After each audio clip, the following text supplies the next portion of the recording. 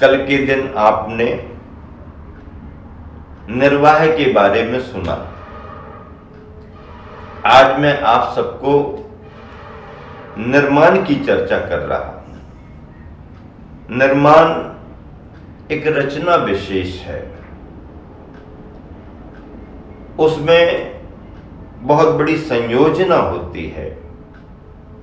अगर तुम्हें कुछ भी बनाना है तो तुम्हें बहुत विचार करना पड़ेगा, उसके अनुसार समय भी देना पड़ेगा, उसके साथ आपको समझदारी का परिचय भी देना पड़ेगा, श्रम साध्य कार्य होगा, उसमें धन भी लग सकता है, मन भी लग सकता है, बुद्धि का बल भी लग सकता है, तब कहीं जाकर के कोई चीज तैयार होती है।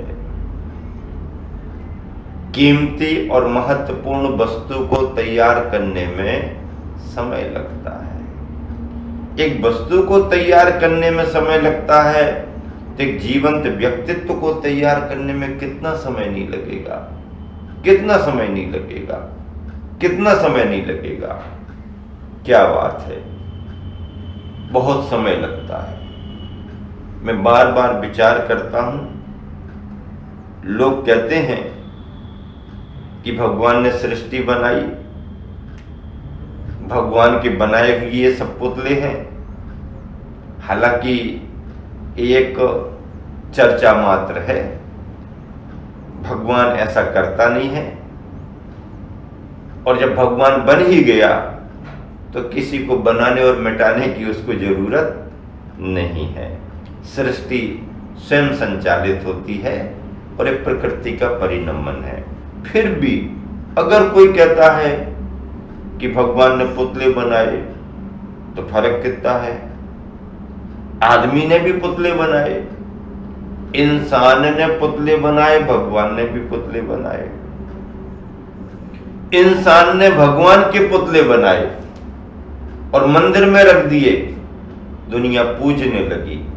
क्या इंसान ने भगवान के पुतले बनाए, मंदिर में वेदी पर विराजमान कर दिए, दुनिया पूजने लगी, और भगवान ने चलते फिरते पुतले बनाए तो ये पुतले क्या कर रहे, आपस में लड़ झगड़ रहे। भगवान के बनाए पुतले लड़ झगड़ रहे, जीवंत पुतले लड़ झगड़ रहे, और इंसान ने जिन पुतलों को बना दिया वो विराजमान हो गए, उनकी पूजा शुरू होने लगी। पुतले तो भैया पुतले ही हैं। निर्माण बहुत कठिन होता है, निर्वाह फिर भी आसान है। निर्माण के लिए समय चाहिए, श्रम चाहिए, सूझबूझ चाहिए, सबकी जरूरत है। उसके बगैर किसी का कोई निर्माण नहीं। व्यक्तित्व का निर्माण, परिवार का निर्माण, समाज का निर्माण, यहां तक कि अपने राष्ट्र का निर्माण सामान्य बात नहीं है। इस निर्माण को करने में जब तक तुम्हारे अंदर व्यापकता नहीं आए और जब तक तुम्हारे अंदर मानवता का धर्म नहीं आए, तब तक राष्ट्र का नक्शा नहीं बदल सकता है। तुम बदलोगे, युग बदलेगा। हम चाहते हैं युग बदल जाए और हम ज्यों का त्यों करते रहे, नहीं। युग को अगर बदलना है तो आपको शुरुआत अपने के बदलने से करना पड़ेगी। इकाई में आपको बदलना पड़ेगा, तब कहीं जाकर के युग बदलेगा। मैंने एक संदर्भ पढ़ा था विनोबा भावे का। महाराष्ट्र में वर्धा जिले में विनोबा भावे का पवनार आश्रम है। उन्होंने अपनी साधना स्थली उस आश्रम को बनाई। मैंने पढ़ा किसी समय कॉलेज के कुछ छात्र विनोबा जी के पास पहुंचे, बातचीत चल रही थी। विनोबा जी विद्यार्थियों को मार्गदर्शन दे रहे थे। विनोबा जी ने पूछा, आप लोग का उद्देश्य क्या है, आप लोग क्या करना चाहते आगे। तो उन्होंने कहा हम लोग बहुत अच्छी समाज की संरचना करना चाहते, अच्छा राष्ट्र का निर्माण करना चाहते हैं। अच्छा उद्देश्य है। तो उन्होंने बच्चों ने कहा कि मैं क्या करूं, आप हमारे लिए मार्गदर्शन दें, इसके लिए मैं क्या उपाय करूं। तो उन्होंने कहा मैं बाद में बताऊंगा, थोड़ा मेरा काम करो। विनोबा जी ने कुछ पासे निकाले और अलग अलग टुकड़ों में दे दिए विद्यार्थियों को। कहा थोड़ा हमारा काम करो। क्या काम करना है, इन पासों में भारत का नक्शा बनता है, पहले आप भारत का नक्शा बनाओ, उसके बाद मैं आपको बताऊंगा कि आपको क्या करना। अब भारत का नक्शा ख्याल में लाए, ये यहाँ ऐसा फिर ऐसा। तो नक्शा बनाने में थोड़ी कठिनाई तो होती है। वो विद्यार्थी सब ये जमा रहे वो जमा रहे, सेट नहीं हो पा रहा था। विनोबा जी देख रहे थे। फिर किसी एक विद्यार्थी के मन में आया कि देखो भारत का नक्शा तो थोड़ा कठिन सा भी है और पासे से ही नहीं जम पा रहे, कोई कहीं जा रहा कोई कहीं जा रहा, इन पासों के पीछे भी कुछ बना हुआ है, देखो इसमें क्या बनता है। तो उन्हें कहीं हाथ दिखा, कहीं पैर दिखा, कहीं सिर दिखा। तो उन्हें लगा कि ऐसा लगता है कि इसमें इंसान की कोई आकृति बनती है। विद्यार्थी का दिमाग दौड़ा, भारत का नक्शा नहीं बन रहा तो नहीं बन रहा, अपन तो आदमी का नक्शा बना लो। और जैसे ही उसने गोटियां जमाई, आदमी का नक्शा बन गया। आदमी का नक्शा बना, उसने पलट करके देखा तो इस तरफ भारत का नक्शा बना हुआ था। विनोबा जी हंसने लगे और कहने लगे बच्चों, मैं यही संदेशा आप सबको देना चाहता हूं कि अगर भारत का नक्शा तैयार करना है तो पहले इंसान का नक्शा तैयार करो, पहले इंसान का नक्शा तैयार करो। जिस दिन आप इंसान का नक्शा तैयार कर दोगे उस दिन भारत का नक्शा तैयार हो जाएगा। हम भूगोल को संभालने में लगे हुए हैं और यह मानवता हमारी छिन्न भिन्न होती जा रही है, छिन्न भिन्न होती जा रही है, छिन्न भिन्न होती जा रही है। यहां पर मानवता छिन्न भिन्न हो रही है और भूगोल को सजाने में, भूगोल को संवारने में हम लगे हुए हैं। ये हमारा टुकड़ा, ये उनका टुकड़ा, ये इनका टुकड़ा, और जमीन को, टुकड़ों को लेकर के देश दुनिया लड़ाई झगड़े कर रही है। इंसानियत को संभालो। इंसानियत को संभालने से बड़ा कोई दूसरा धर्म नहीं है। पानी बह करके एक देश का दूसरे देश में चला जाता है, कोई भेदभाव नहीं। पक्षी उड़ करके एक देश का दूसरे देश में चला जाता, कोई बात नहीं। लेकिन आदमी अगर एक देश की सीमा को पार कर रहा हो तो बड़ी सावधानी रखना पड़ती है। भैया खतरा इंसान से है, पशु पक्षियों से खतरा नहीं है, पानी हवा से खतरा नहीं, हवा बह करके चली जाए कोई खतरा नहीं, कीड़े मकोड़े उड़ करके चले जाए कोई खतरा नहीं, पानी बह करके चला जाए कोई खतरा नहीं, हवा से नहीं, पानी से नहीं, पक्षियों से नहीं, जानवरों से खतरा नहीं है। खतरा इंसान से है, और इंसान से खतरा कम, इंसान की खोपड़ी से खतरा ज्यादा है। क्या? इंसान की खोपड़ी, और इंसान की भी सीधी सादी खोपड़ी से नहीं, सातिर खोपड़ी से ज्यादा खतरा है।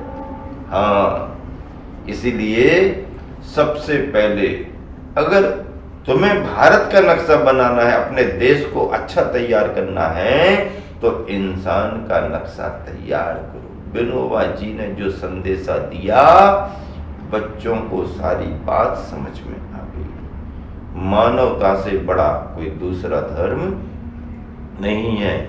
बात बात में अब बम बरसता है, बात बात में अब बम बरसता है। पानी यहां महंगा और खून सस्ता है। बात बात में अब बम यहां बरसता है, पानी यहां महंगा और खून सस्ता है। महावीर के संदेशों को भूल रहे हैं हम, अहिंसा के दया के संदेशों को भूल रहे हैं हम।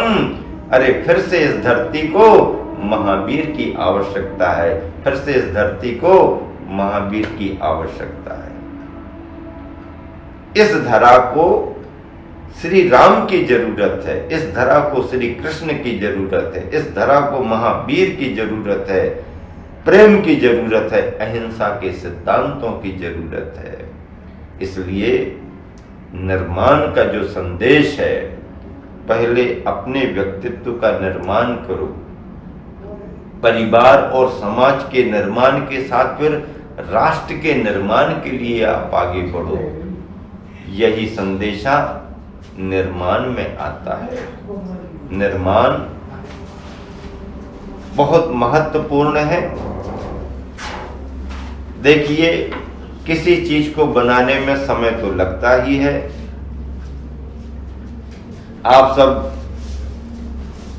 जानते हैं, आप सब ने देखा होगा कि अगर आपको बाजार में ऑटो वाले को बुलाना है, रिक्शे वाले को बुलाना है, तो अब रिक्शे वाले जरा इधर आओ, सीटी बजा देते हो। रिक्शे वाले को बुलाने में आप सीटी बजा देते हो, सीटी बजा करके रिक्शे वाले को बुलाते हो। लेकिन कभी हवाई जहाज से किसी को जाना हो तो वो हवाई जहाज को सीटी बजा करके बुलाता है क्या?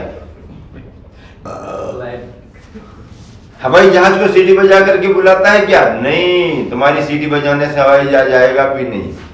रिक्शे वाले को आप बाजार में सीटी बजा करके, आवाज दे करके अपने पास बुला सकते हो, लेकिन आप हवाई जहाज को आवाज दे करके, सीटी बजा करके अपने पास नहीं बुला सकते। क्यों?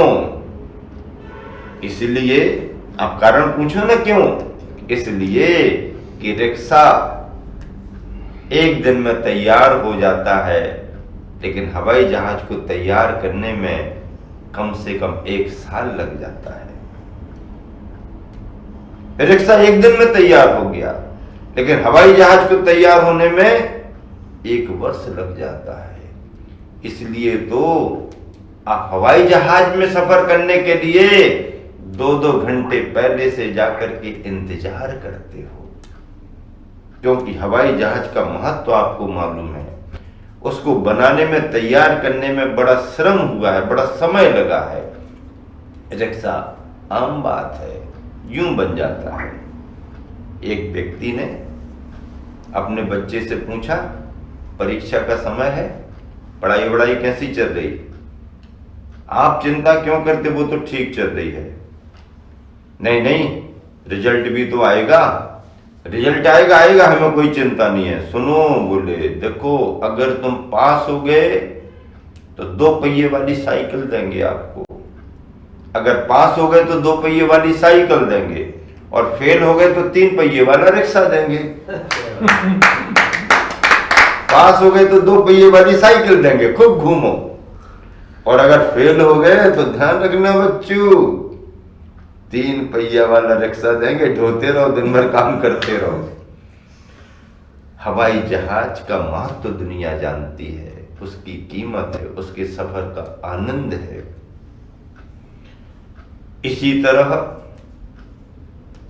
अगर आपको बनने में कुछ समय लग रहा है तो धैर्य रखना पड़ेगा, जल्दबाजी मत करिएगा, तुरंत फुरत काम हो जाए ये मानसिकता छोड़ दो। किसी अच्छे कार्य को पूर्ण करने में समय लगता ही है, जल्दी में काम होता नहीं है। किसी कार्य को पूर्ण होने में समय लगता है। अगर आपको कुछ बनना है तो समय देना पड़ेगा, श्रम करना पड़ेगा, मेहनत करना पड़ेगी। अरे बिना हथौड़े की चोट पड़े पत्थर भी भगवान नहीं बनता। जब तक पत्थर पर हथौड़े की चोट ना पड़े तो पत्थर भी भगवान नहीं बनता।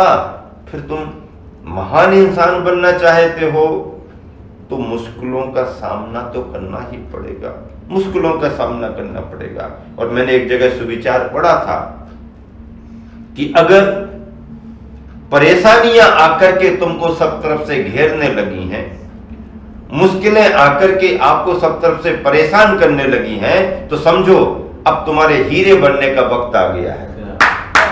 अब तुम्हारे हीरे बनने का वक्त आ गया। क्यों? क्योंकि चोटें पड़ने लगी हैं, चोटें पड़ने लगी हैं, चोटें पड़ने लगी हैं। हाँ, मुश्किलें अगर हर तरफ से तुम्हें परेशान करने लगी हैं तो तुम समझ लो कि अब तुम्हें हीरे बनने का वक्त आ गया है। हमारे गुरुवर आचार्य जी ने एक बहुत अच्छा उदाहरण दिया था। हमको अपने गुरुवर के उदाहरण बहुत याद आते। क्यों आते? क्योंकि मुझे अपने गुरुवर याद आते हैं ना, तो उनके उदाहरण भी याद आते हैं। उन्होंने कहा शाम शाम का समय था, कोई मेहमान किसी के घर पहुंचा, उसके लिए भूख लगी थी। अब क्या करें, समय तो तैयारी का है ही नहीं। तो उन्होंने कहा देखो साहब, आप आए हो, विलंब से आए हो, रात होने वाली है, जल्दी जल्दी कुछ हम तैयार करे देते हैं। उसी ने कह दिया सुनो, ज्यादा तैयारी मत करो, टाइम कम है, रात्रि भोजन का त्याग, आप तो ऐसा करो खिचड़ी बना दो, खिचड़ी में टाइम नहीं लगेगा। उन्होंने दाल चावल रखे, मसाला, खिचड़ी बना दी। अब घड़ी देख रहा, बार बार इंतजार कर रहा, जल्दी करो जल्दी करो जल्दी करो, अब टाइम तो लगेगा, टाइम तो लगेगा। तो सामने वाला कहने लगा टाइम ज्यादा मत लगाओ, गैस तेज कर दो। क्या? टाइम ज्यादा मत लगाओ, गैस तेज कर दो। तो गृहिणी जो थी वो पढ़ी लिखी नहीं थी लेकिन समझदार थी, तो कहने लगी बाबूजी गैस तेज करने से खिचड़ी पकेगी नहीं, जलने तो लगेगी लेकिन पकेगी नहीं, खिचड़ी को पकने में तो समय लगेगा ही लगेगा। मतलब ये है कि उतना धैर्य तो तुम्हें रखना ही पड़ेगा। नहीं हमारे पास टाइम नहीं है, गैस तेज कर दो। गैस तेज करने से खिचड़ी जलने तो लगेगी लेकिन पकेगी नहीं, क्योंकि पकने में समय लगता ही लगता है।